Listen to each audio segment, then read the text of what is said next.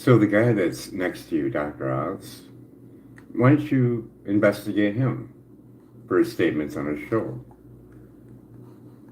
And then maybe you can get into the outdated safety guidelines that are 45 plus years old, lost in court, arbitrary and capricious, and the statements that were made on Joe Rogan's show by Elon Musk, downplaying the risk and upshotting his products right before.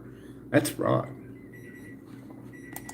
Let's get into Dr. Oz. In the end, the phones we tested came in under federal guidelines. They're both well below the FCC limit, but there's a lot of other variables that goes into how much radiation you're going to have. Now the French, as I said, are more advanced than us in many ways. What they did in 2015, the government, every phone they want for in our young people today. That's right. The phones exceeded the safety limit when they were moved right against the body. The radiation absorbed increased 3 to 4 times. Those results were carried out by the Canadian Broadcast Corporation 3 years ago. The U.S. government ignored. Still, we have to report that into a fiber to meet the safety limit. Next, we noticed that federal rules allow close to the body. The farther away a phone is away from simulated tissue, the less exposure to radiation. So we moved the phones in closer to 2 millimeters, or less than 1/10 of an inch. At this distance, radiation exposure often exceeded the safety standard. It exceeded it in the Chicago Tribune tests, sometimes as much as 5-fold. They took. And sometimes 7.1. So, yeah, you got Dr. Oz and Nick, no, either one of you, but that's a controlled narrative that he did on his show. What do you think he's doing with this? If you have time, type in how to start up an adult daycare center, and then look for the GOV of your choice, whatever state. Go ahead and read that once, and you'll see in there that you have to meet requirements. And if they're not bringing in the guy that did the paperwork that released the taxpayer money, then it's all just, a narrative, and it's ugly. Because when Dr. Oz points out, look, your taxpayer money's going for them to do Tai Chi workout, that's the narrative that you're controlling. I don't like it. So when people start reading how to start an adult daycare center, they'll read the part that you need to give exercise to your elderly people. It is required.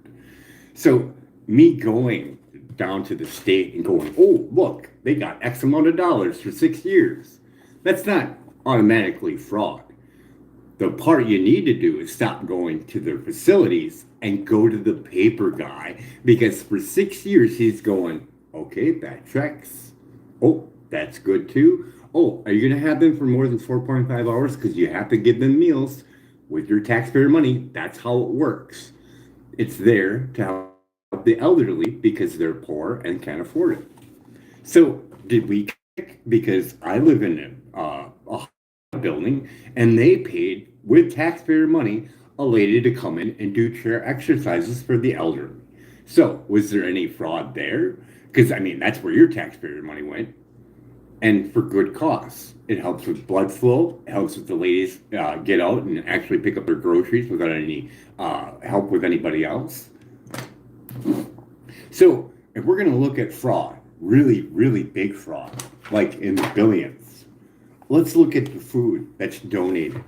The outdated food that gets a double X. Whatever your cost is, labor, whatever, you get to double X it, and that's what you get to write off. Old, outdated food, you can't get sued because there's a law, Samaritan law in there, where you can't sue the company that provided the food. I don't want my money to go to that. Here's why. Because they're donating food that's glyphosate, GMO, all this nasty crap, plus on top of it, outdated, to old, poor people that already have enough shit on their plate.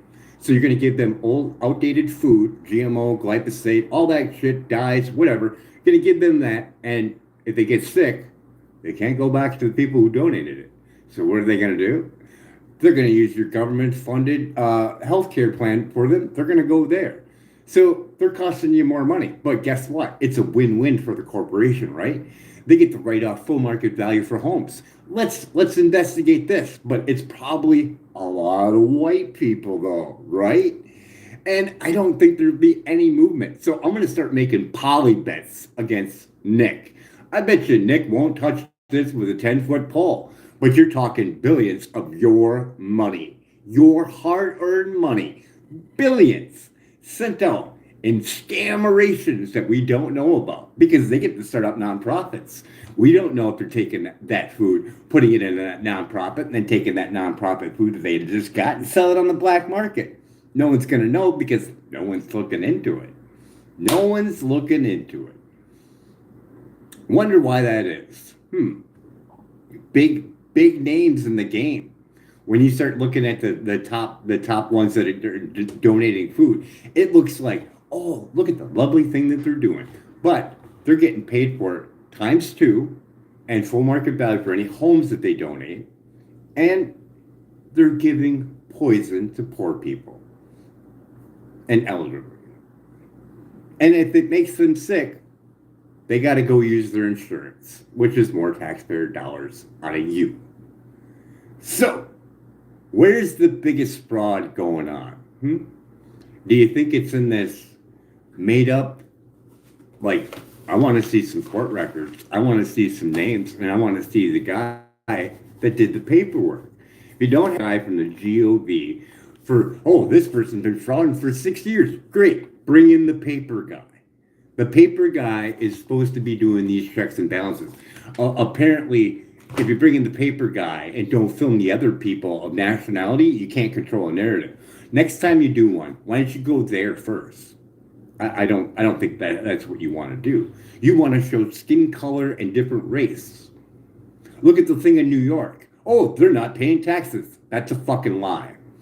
So maybe some people are flying underneath the radar. But if you are selling on the street, like the cop is right there in the video, why didn't you arrest him? They got the merchandise right there.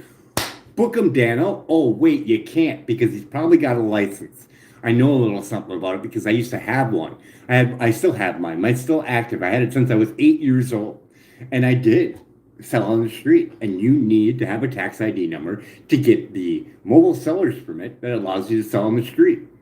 And if you don't pay your taxes, they just come up with a huge number for you to pay. So if they're selling on the street and they don't have their license, yeah, that's wrong.